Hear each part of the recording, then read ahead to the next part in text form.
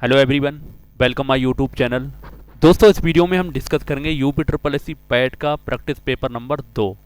जैसा कि आप सबको पता है, आपका UP triple S C PET का एग्ज़ाम 28 और 29 अक्टूबर को होने वाला है। आप सभी लोगों ने अपने अपने सेंटर को चेक कर लिया होगा, तो आपके पास टाइम बहुत कम है, इसलिए आपको कुछ नया पढ़ने की ज़रूरत नहीं है। जो आपने पढ़ रखा है उसी को आपको बार बार रिवाइज करना है और ज़्यादा से ज़्यादा क्वेश्चन की प्रैक्टिस करना है। तो इसलिए आपके लिए मैं प्रैक्टिस सेट नंबर हो बहू जिस तरह का आपके एग्जाम में पैटर्न आने वाला है वैसे ही क्वेश्चन आपके लिए डिस्कस करूंगा। आप इसे अपना क्या करें, एक्चुअल पेपर समझ के सॉल्व करेंगे तो आपको बहुत ज़्यादा हेल्प मिलेगी। तो चलिए स्टार्ट करते हैं आज का वीडियो। दोस्तों, हमारा पहला क्वेश्चन दे रखा है, सूची में दिए गए वर्षों का मिलान सूची 2 के दिए गए अकबर के शासनकाल की मुख्य घटनाओं से कीजिए। नीचे दिए गए विकल्पों में से सही उत्तर का चयन कीजिए। यानी अकबर के काल में जो घटनाएं घटी थी उसका आपको मिलान करना है। तो सबसे पहले दे रखा है 1564। दोस्तों, 1564 में क्या हुआ था? जजिया का उन्मूलन हुआ था। यानी कि पहले वाला हमारा किससे हो जाएगा? इसी हो जाएगा सी से। दूसरा है हमारा 1575। तो 1575 में क्या हुआ था? इबादत खाने की स्थापना की गई थी। यानी कि दूसरे का हो जाएगा आपका डी। फिर है 1579। दोस्तों, 1579 में क्या हुआ था? तो 1579 में हुआ था मजहर की उद्घोषणा। यानी कि 1579 का आपको बी हो जाएगा। अगला है 1582। तो इसमें क्या हो जाएगा? दहसाला सिस्टम स्टार्ट हुआ था। तो ये इस सब का मैच हो जाएगा। तो इसमें कौन सा ऑप्शन करेक्ट हो जाएगा? पहले का आपका क्या हो जाएगा? पहले का हो जाएगा इसमें आपका सी। इसी तरीके से तो ये ऑप्शन पहले का सी, दूसरे का डी और तीसरे का बी और चौथे का ए। तो ऑप्शन नंबर हमारा इसमें सी करेक्ट हो जाएगा। तो आप इसको इस तरीके से सॉल्व करेंगे। इस तरह के क्वेश्चन बहुत आते हैं UP triple S C PET में। अगला क्वेश्चन है, किसने एक तरफ संस्कृत मुद्रा लेख के साथ चांदी के सिक्के निर्मित किए थे? दोस्तों, ये किसने किए थे? ये महमूद गजनवी ने किए थे। तो आपको ध्यान रखना है किसने किए थे? महमूद गजनवी ने। तो इसमें ऑप्शन नंबर हमारा बी करेक्ट हो जाएगा। अगला क्वेश्चन है, दक्षिणी भारत का प्रसिद्ध तक्कुलम का युद्ध हुआ था। दोस्तों, दक्षिण भारत में 949 ईस्वी में राष्ट्रकूट नरेश द्वितीय कृष्ण ने चोल शासक परंतक प्रथम के साथ कौन सा युद्ध लड़ा था? तो ये लड़ा था तक्कोलम का युद्ध। तो इसमें कौन सा ऑप्शन करेक्ट हो जाएगा? ऑप्शन बी करेक्ट हो जाएगा। तो चोल एवं राष्ट्रकूटों के मध्य ये युद्ध हुआ था, आप ध्यान रखेंगे। अगला क्वेश्चन हमारा, प्रारंभिक प्रारंभिक जैन साहित्य निम्नलिखित में से किस भाषा में लिखा गया था? दोस्तों, प्रारंभिक जैन साहित्य किस भाषा में लिखा गया था? दोस्तों, आपको ध्यान रखना, ये लिखा गया था अर्धमागधी में। ऑप्शन नंबर हमारा इसमें ए करेक्ट हो जाएगा। अगला क्वेश्चन है हमारा, मानव शवादनों में कुत्ते को दफनाए गए थे। कुत्ते दफनाए गए थे, कहाँ पर दफनाए गए थे आपको बताना है ये। तो ये दफनाए गए थे बुर्ज होम में। कहाँ दफनाए गए थे? बुर्ज होम में। ऑप्शन बी इसमें हमारा करेक्ट हो जाएगा। नेक्स्ट क्वेश्चन है हमारा, बोर्ड ऑफ कंट्रोल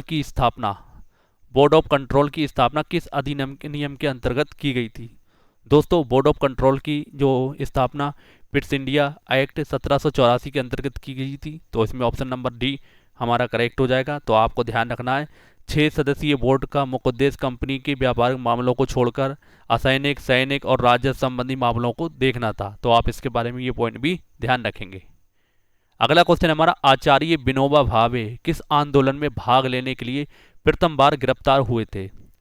तो आपको ये बताना है। तो आचार्य विनोबा भावे 1930 में जो गांधी जी ने सभी ने अवज्ञा आंदोलन छेड़ा था उसमें पहली बार ये गिरफ्तार हुए थे। तो इसमें ऑप्शन नंबर हमारा सी करेक्ट हो जाएगा, आप ध्यान रखेंगे। अगला क्वेश्चन हमारा, जलियांवाला नरसंहार हुआ था। दोस्तों, जलियांवाला जो बाघ हत्याकांड हुआ था कब हुआ था? तो 13 अप्रैल 1919 में हुआ था। ये ऑप्शन नंबर हमारा सी करेक्ट हो जाएगा। तो इसके बारे में आप ध्यान रखेंगे, इसमें बहुत सारे लोग मारे गए थे। नेक्स्ट क्वेश्चन है हमारा, बंगाल के विभाजन को किस वर्ष रद्द कर दिया गया? दोस्तों, बंगाल के विभाजन को किस वर्ष रद्द कर दिया गया था? तो ये आपको ध्यान रखना है, ये रखा कर दिया गया था 1911 में। ऑप्शन नंबर हमारा सी इसमें करेक्ट हो जाएगा। तो आप इसको ध्यान रखेंगे। अगला क्वेश्चन है हमारा, महालवाड़ी महालवाड़ी प्रथा में किसके साथ राजस्व का बंदोबस्त हुआ था? दोस्तों, जो महालवाड़ी प्रथा थी इसमें राजस्व का बंदोबस्त किसके बीच हुआ था? तो आपको ध्यान रखना है, ये ग्राम समुदाय के समग्र रूप से ये लागू किया गया था। ऑप्शन नंबर हमारा इसमें डी करेक्ट हो जाएगा। तो आप इसको ध्यान रखेंगे। अगला क्वेश्चन है, अब्बा क्षेत्र की दृष्टि से जो विश्व की सबसे लंबी नदी है? दोस्तों विश्व की सबसे लंबी नदी कौन सी है? तो आपको पता होगा नील नदी है। लेकिन अफवाह क्षेत्र है। बात कर सबसे पहले बात करें लंबी नदी, तो लंबी नदी अगर इस तरीके से लंबाई में की बात करी जाएगी तो कौन सी है? नील नदी। लेकिन अफवाह क्षेत्र यानी चौड़ाई में तो सबसे ज़्यादा कौन सी जिसका अफवाह क्षेत्र ज़्यादा होगा तो वो कौन सी है? अमेजन नदी। कौन सी है? अमेजन नदी। ऑप्शन नंबर हमारा इसमें बी करेक्ट हो जाएगा। अगला क्वेश्चन हमारा प्रधान यमोत्तर ध्रुव वृत्तीय तथा विषुवत भूमध्य रेखा का प्रतिच्छेदन बिंदु अवस्थित है। दोस्तों ये कहाँ पर अवस्थित है आपको बताना है। तो ये अवस्थित है अंध महासागर में, आपको ध्यान रखना है। इसमें हमारा ऑप्शन नंबर ए करेक्ट हो जाएगा। अगला क्वेश्चन है तमिलनाडु में मानसून के सामान्य महीने कौन से हैं?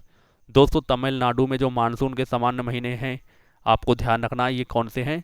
तो ये नवंबर और दिसंबर।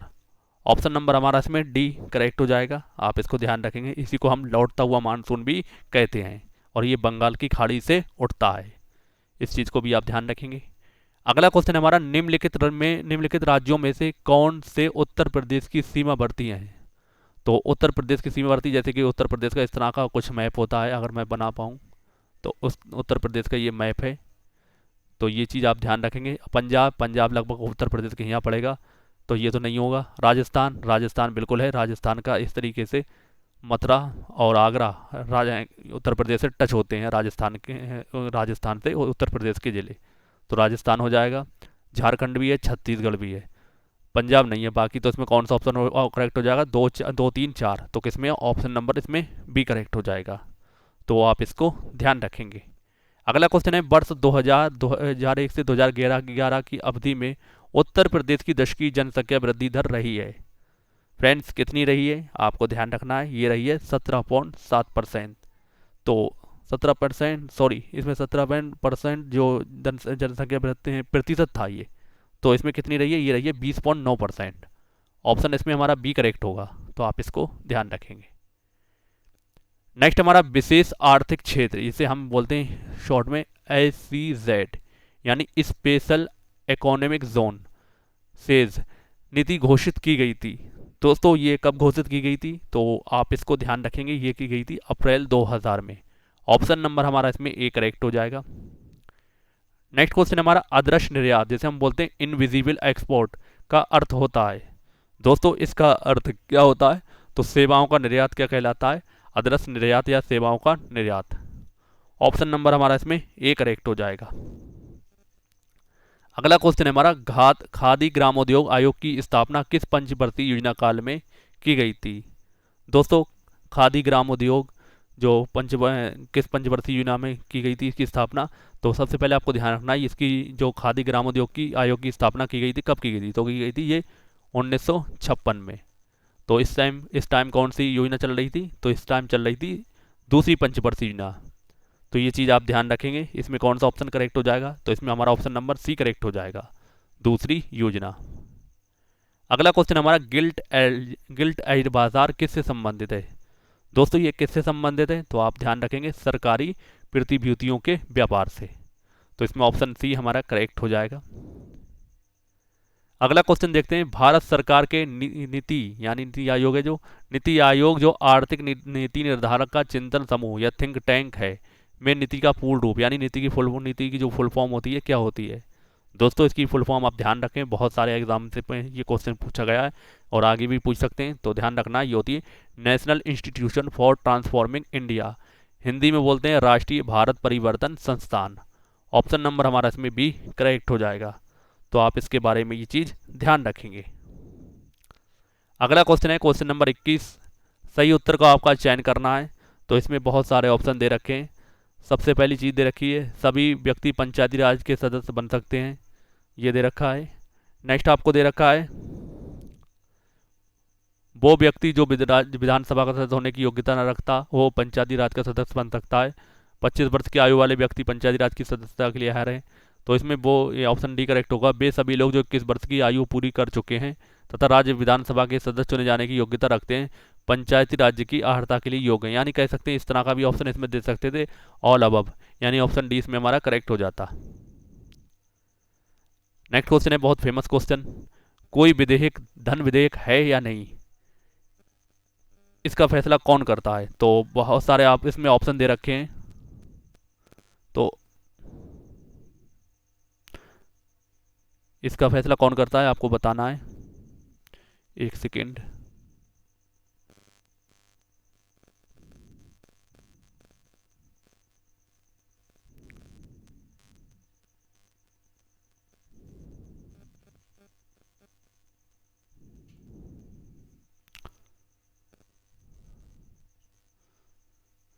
दोस्तों इस चीज़ का फैसला कौन करता है आपको बताना है। तो क्वेश्चन नंबर कौन सा था, क्वेश्चन नंबर था हमारा 24, नहीं 24 नहीं था, सॉरी ये था क्वेश्चन नंबर आपका 22। तो क्वेश्चन नंबर आप में 22 से पूछ 22 में क्वेश्चन में पूछा गया था, कोई विधेयक धन विधेयक है नहीं, इसका फैसला इसका निश्चय निम्न में से कौन करता है। दोस्तों ये कौन करता है, तो ये करता है लोकसभा का अध्यक्ष। ऑप्शन इसमें हमारा डी करेक्ट हो जाएगा। अगला क्वेश्चन है क्वेश्चन नंबर 23, बिना अनुमति के कितने दिन सांसद से अनुपस्थित रहने पर किसी सांसद को आयोग घोषित किया जा सकता है। तो कितने दिन पे ये आयोग घोषित कर दिया जाता है, आप ध्यान रखेंगे 60 दिन के बाद उसे आयोग घोषित कर दिया जाता है। ऑप्शन बी करेक्ट हो जाएगा। अगला क्वेश्चन है निम्नलिखित में से किनको विधि के शासन के प्रमुख लक्षणों के रूप में माना जाएगा। तो आपको बताना है ये किसके लक्षणों में माना जाएगा। तो इसमें दोस्तों ऑप्शन नंबर हमारा 1, 2 और 4 यानी शक्तियों के परिसीमन, विधि के समक्ष समानता और स्वतंत्रता और नागरिक अधिकार। तो इसमें ऑप्शन हमारा सी करेक्ट हो जाएगा।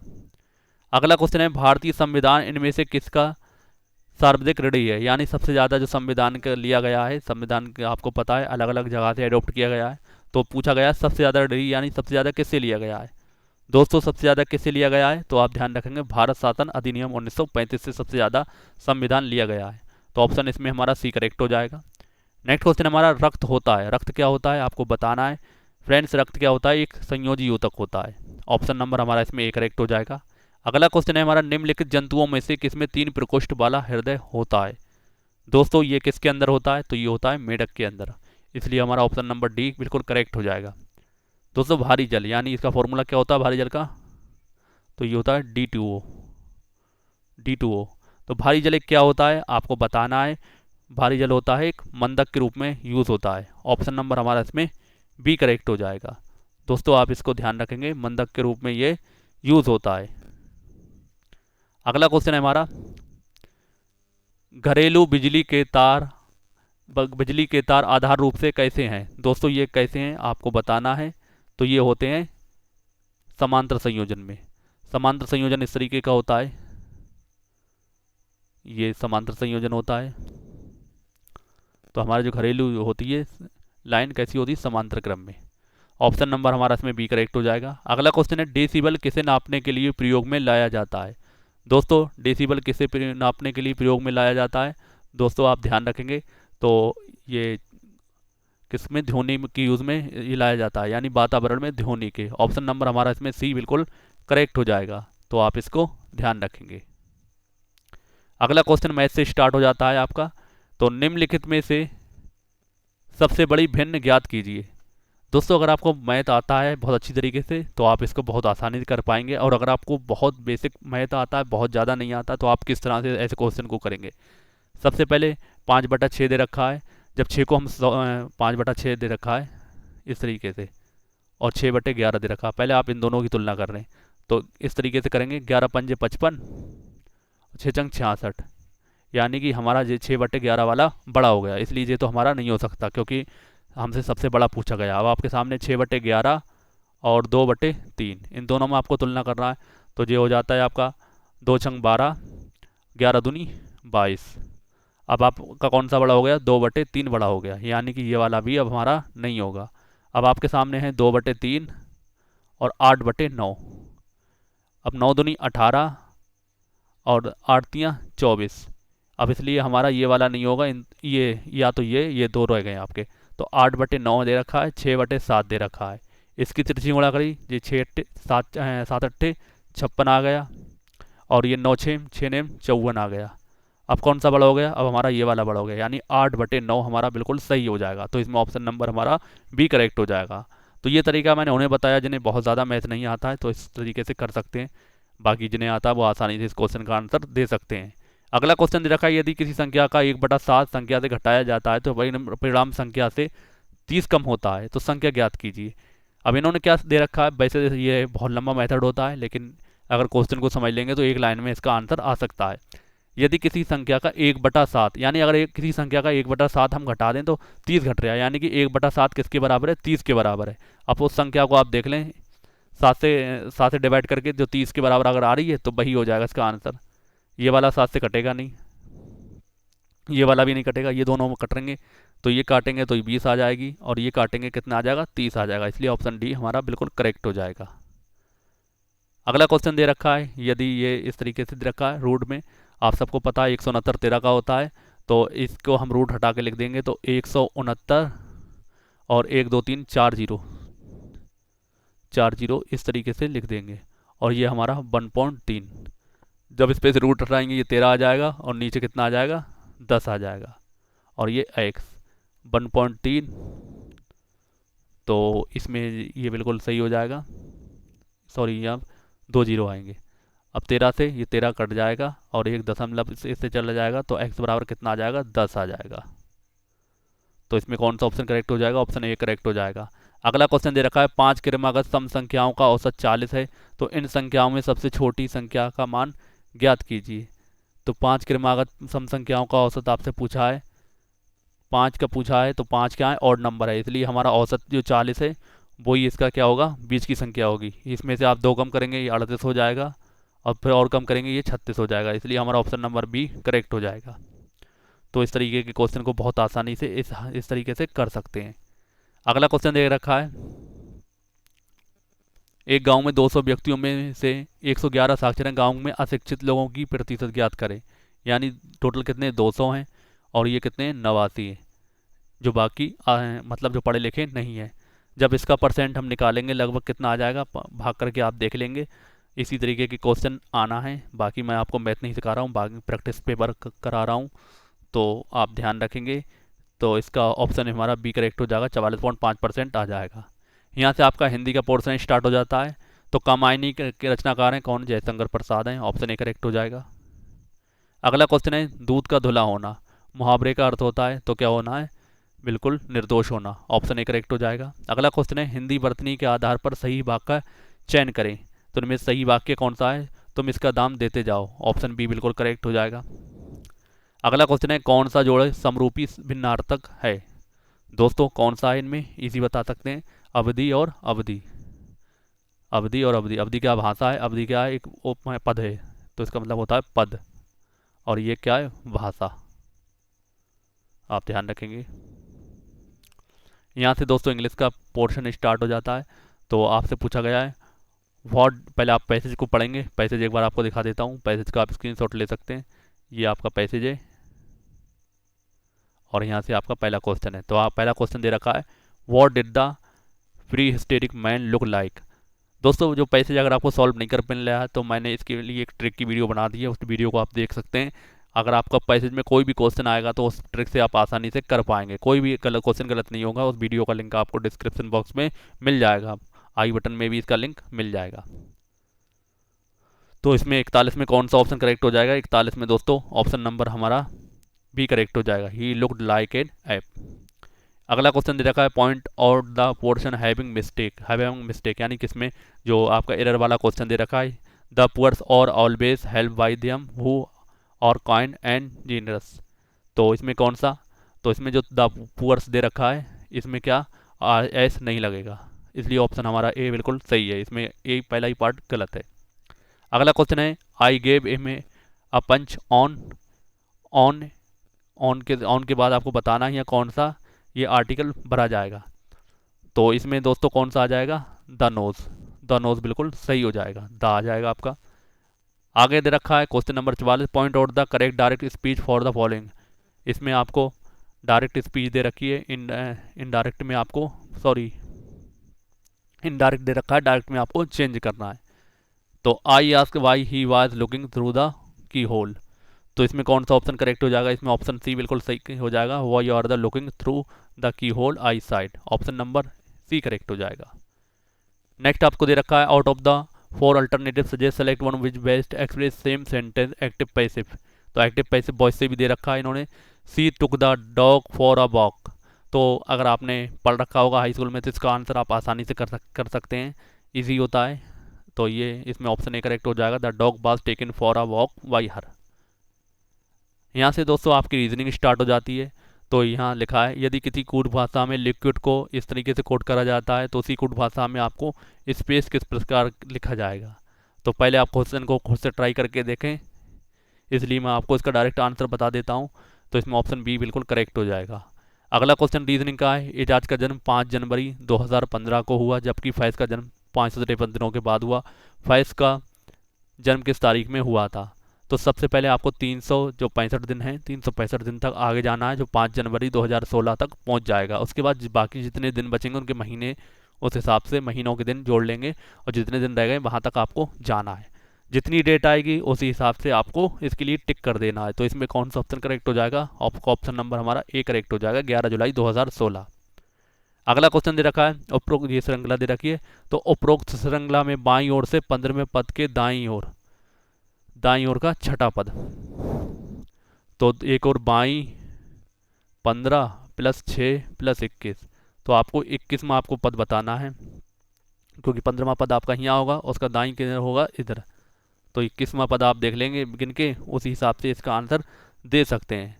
तो इसमें 48 में कौन सा ऑप्शन करेक्ट हो जाएगा, ऑप्शन नंबर इसमें बी करेक्ट हो जाएगा, 8वां, ये वाला आपका 21वां आएगा। अगला क्वेश्चन देखा है, उस तरह विकल्प का चयन करें जो तीसरे शब्द के ठीक उसी तरह संबंधित जो इस प्रकार दूसरा शब्द पहले से संबंधित। त्वचा, त्वचा पर हमारे क्या होते हैं, बाल होते हैं। उसी तरीके से भूमि पर क्या होगी, भूमि पर क्या होगी, तो भूमि पर घास होगी। ऑप्शन सी हमारा बिल्कुल करेक्ट हो जाएगा। अगला क्वेश्चन दे रखा है, वक्तव्य दे रखा है, दिल्ली में प्रदूषण और वायु की गुणवत्ता की स्वीकृतता स्तर से परे है, ये उद्योगों और वाहनों द्वारा हुए प्रदूषण का कारण है। इसकी कार्रवाइयाँ देखिए, वाहनों को क्रमशः विषम और सम दिनों में चलाने के लिए समूह में विभाजित किया जाना चाहिए। तो बिल्कुल सही बात है। सरकार को नए कारखाने और वाहनों का पंजीकरण को रोकना चाहिए। ऐसा सरकार बिल्कुल नहीं कर सकती, कितना भी खराब काम क्यों ना हो, सरकार को उस पर रोक लगा सकती है, चाहे भले ही कितना प्रदूषण होता हो। तो इसमें हमारा ऑप्शन ए करेक्ट हो जाएगा, बिल्कुल केवल वन अनुसरण करेगा। अगला क्वेश्चन है, निम्न में से कौन सी किताब सरोजिनी नायडू द्वारा लिखित नहीं है। तो इनमें से 3 किताबें सरोजिनी नायडू ने लिखी है, एक नहीं लिखी है। तो कौन सी नहीं लिखी है, द गोल्डन वर्ड नहीं लिखी है, ऑप्शन सी हमारा करेक्ट हो जाएगा। नेक्स्ट क्वेश्चन है, मोहिनीअट्टम नृत्य रूप निम्नलिखित में से किस राज्य से संबंध है। दोस्तों ये किससे संबंध है, तो ये केरल से है, तो ऑप्शन बी करेक्ट हो जाएगा।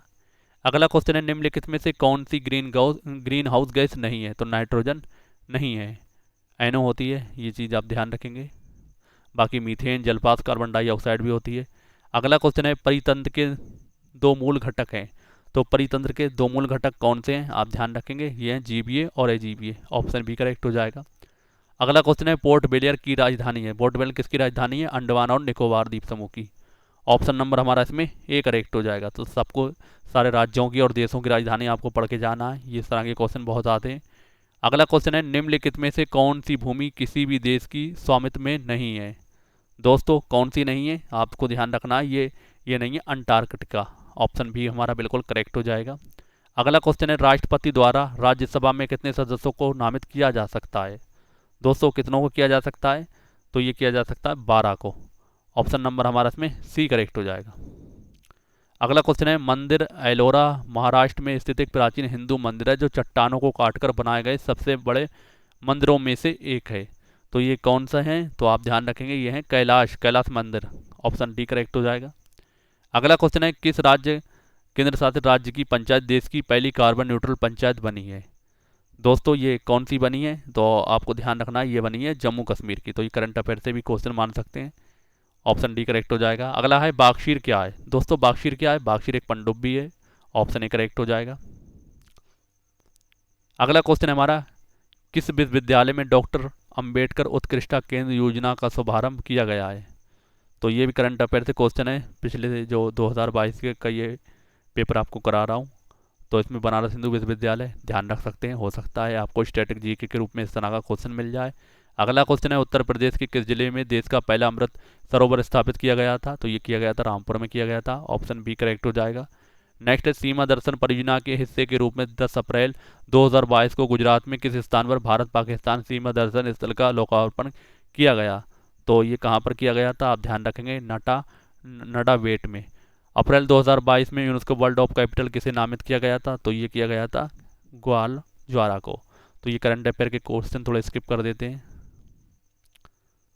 यहाँ से दोस्तों आपका गद्यांश दे रखा है हिंदी वाला, पहले आपको इसे अच्छी तरीके से पढ़ लेना है, और जो इंग्लिश में फॉर्मूला मैंने लगाया है वो ये फॉर्मूला लगाएंगे तो इसको भी आप आसानी से सॉल्व कर पाएंगे। तो पहला क्वेश्चन दे रखा है, रविन्द्रनाथ टैगोर का जन्म कब और कहाँ हुआ था, तो 7 मई 1861 में हुआ था। तो आपको इसमें डायरेक्ट देखने को भी मिल जाएगा, जैसा कि आप देख सकते हैं इनका जन्म 7 मई 1861 में हुआ था। तो इसी तरीके से इजी क्वेश्चन देखने को मिलते हैं। उनके पिता कौन से समाज के नेता थे, तो इजी है ब्राह्मण समाज के। आप इसे पैसेज को पढ़ेंगे तो आपको पता लग जाएगा। नेक्स्ट है, जनगण मन राष्ट्रगान के रचनाकार कौन है, तो कौन है, यह है रविन्द्रनाथ टैगोर। अगला क्वेश्चन है, नाइटहुड की उपाधि रविन्द्रनाथ ने क्यों लौटाई। दोस्तों इस पैसेज को पढ़कर इसका आंसर आप दे सकते हैं, क्यों लौटाई थी, जालियांवाला बाग हत्याकांड के विरोध में लौटाई थी। ऑप्शन बी करेक्ट हो जाएगा। अगला क्वेश्चन है, रविन्द्रनाथ टैगोर को की कौन सी रचना को नोबेल पुरस्कार प्राप्त हुआ है, तो कौन सी को हुआ था, गीतांजलि को। ऑप्शन डी इसमें हमारा करेक्ट हो जाएगा। फिर से ये दूसरा हिंदी का गद्यांश है, पहले आपको इसके कीवर्ड्स देखना है, फिर उसके बाद गद्यांश पढ़ना है। तो पहला क्वेश्चन देखा है, कार्य के संदर्भ में मोबाइल फ़ोन की उपयोगिता है, तो क्या उपयोगिता है, आप ध्यान रखेंगे, कहीं भी रहकर कार्य पूर्ण कर सकना। ऑप्शन ए करेक्ट हो जाएगा। अगला क्वेश्चन है, मोबाइल फ़ोन जहाँ सुखद है वहीं वहीं क्या है, आपको बताना है क्या है, दुखद भी है। सही बात है, मोबाइल से आप सुधर भी सकते हैं, बिगड़ भी सकते हैं। ऑप्शन सी करेक्ट हो जाएगा। अगला क्वेश्चन है, व्यस्तता की स्थिति में मोबाइल फ़ोन का कारण क्या हो सकता है। दोस्तों ऐसा नहीं है आपको हवाबाजी में इसके आंसर देना है, पहले पैसेज को पढ़ना है, उस हिसाब से इसके आंसर देना है। तो ये चीज़ आप ध्यान रखेंगे। तो इसमें ऑप्शन डी करेक्ट हो जाएगा, व्याहतबान उत्पन्न हो जाता है। अगला है, गद्यांश का उचित शीर्षक होगा, फ़ोन के लाभ, फ़ोन की हानि, मोबाइल फ़ोन, हमारा मोबाइल। तो इसमें क्या हो सकता है, तो इसमें मोबाइल फ़ोन होगा, हमारा मोबाइल तो कोई मतलब ही नहीं है कि हमारा मोबाइल, फ़ोन की हानि, फ़ोन के लाभ दोनों बताए गए, इसलिए ये दोनों भी नहीं होंगे। अगला क्वेश्चन है, मोबाइल फ़ोन के प्रयोग में सावधानी बरतने से क्या होगा। दोस्तों मोबाइल फ़ोन की अगर आप सावधानी बरतने लगें तो आप उससे क्या होगा, उससे आपका जो लाभ ही होगा, हानि तो नहीं होगी। तो आप ध्यान रखेंगे, ऑप्शन ए करेक्ट हो जाएगा। दोस्तों यहाँ से मैथ का क्वेश्चन स्टार्ट हो जाते हैं।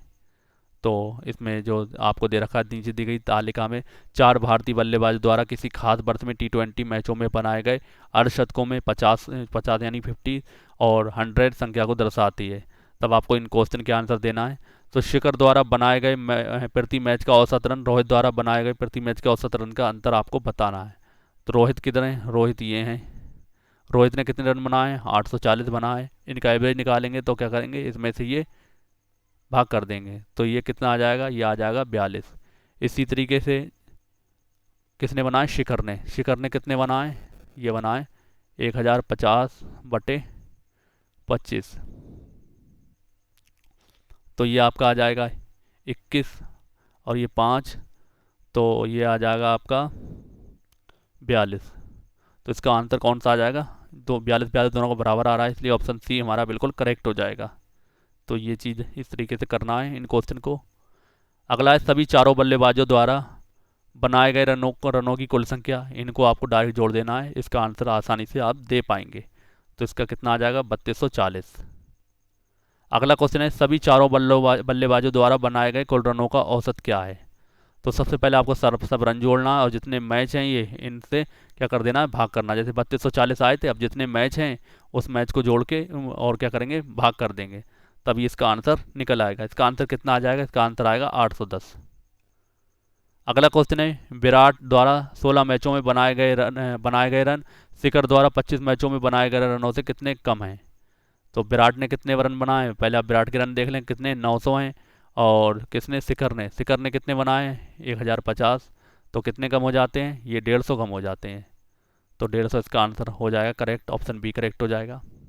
अगला क्वेश्चन है, शिखर द्वारा बनाए गए रन, शिखर ने कितने रन बनाए, आप ध्यान रखेंगे, शिखर ने बनाए, इसको आप देख सकते हैं 1050 बनाए, 1050 बनाए। दूसरा किसके पूछे गए, दूसरे आपसे पूछे गए सुरेश द्वारा।